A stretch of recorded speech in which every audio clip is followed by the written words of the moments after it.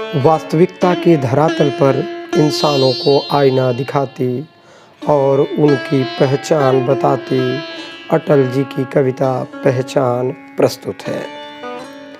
आदमी न ऊंचा होता है न नीचा होता है, न बड़ा होता है न छोटा होता है, आदमी सिर्फ आदमी होता है।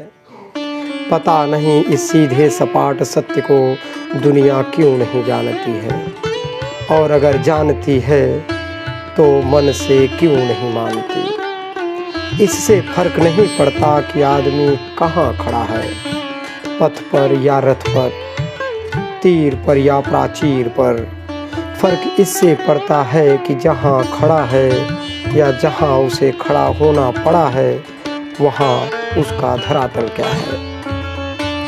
हिमालय की चोटी पर पहुँच एवरेस्ट विजय की पताका फहरा कोई विजेता यदि ईर्ष्या से दग्ध अपने साथी से विश्वासघात करे तो उसका क्या अपराध। इसलिए क्षम्य हो जाएगा कि वह एवरेस्ट की ऊंचाई पर हुआ था? नहीं, अपराध अपराध ही रहेगा। हिमालय की सारी धवलता उस कालिमा को नहीं ढक सकती। कपड़ों की दुधिया सफेदी जैसे मन की मलिनता को नहीं छिपा सकती। किसी संत कवि ने कहा है कि मनुष्य के ऊपर कोई नहीं होता। मुझे लगता है कि मनुष्य के ऊपर उसका मन होता है।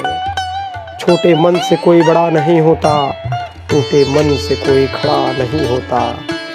इसलिए तो भगवान श्री कृष्ण को शस्त्रों से सज्ज रथ पर चढ़े कुरुक्षेत्र के मैदान में खड़े अर्जुन को गीता सुनानी पड़ी थी।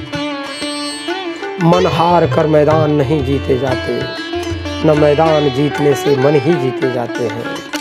चोटी से गिरने से आखिर चोट लगती है, अस्थि जुड़ जाती है, पीड़ा मन में सुलगती है।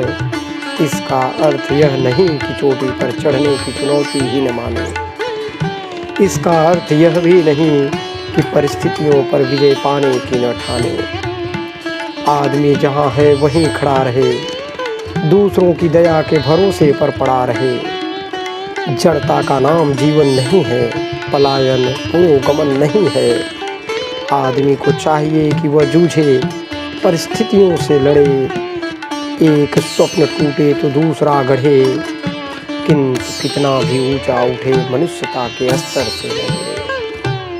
अपने धरातल को न छोड़े, अंतर्यामी से मुंह न मोड़े।